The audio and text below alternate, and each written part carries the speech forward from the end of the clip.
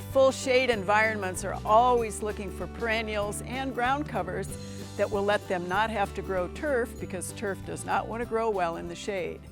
One of the problems with some of those plants, however, is that they can really become pretty aggressive. And whether it's by stolons or rhizomes or seed or all of those, you can end up with colonies of plants that are not necessarily in the place that you wanted them. This is an example of a lot of those different plants. And of course, ground covers are supposed to cover the ground, but Lamiastrum, as an example, is one that I didn't plant, and it is taking over the vinca. I'm finding it in all sorts of other places in the yard. Another one is celandine poppy. I didn't plant it. It came from somebody, and it has colonized itself by seed mostly in all sorts of other locations. Brunera is another one. This is a seed producer. The big beautiful leaves are great. It is popping up in lots of different spots. And then of course we have northern sea oats. Beautiful in seed head. If you don't pluck off those seed heads, I find it coming up the driveway. I find it in the backyard, in the compost pile. I let the seed heads stand because they're pretty in the winter, and then I deal with what has to happen later. Violets are the bane of people who love perfect turf and have shade, so you have to meet the enemy head on. This is violets. They seed themselves like crazy, and what I've decided to do is let them become a ground cover in the places where I really can't grow turf.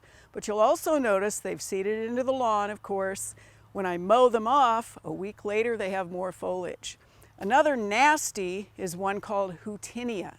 This is still for sale as a ground cover. I didn't plant this one either. I don't know where it came from, but this is one that sneaks its way around by rhizome.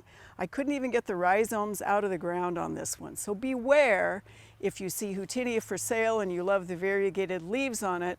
There's one called Chameleon that will really take over the landscape. A couple other plants that are really spreading in the shade are the Lysimachias. This is Lysimachia ciliata purpurea with purple foliage.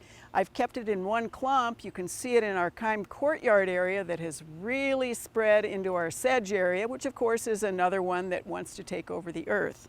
And this is related to Japanese knotweed.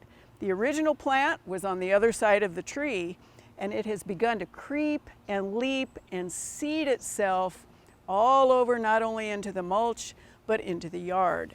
So one of the things that you really have to keep in mind if you want plants that are pleasing to the eye, pleasing to the space in a shade environment, is choose wisely for ones that create clumps, that don't seed like those violets do.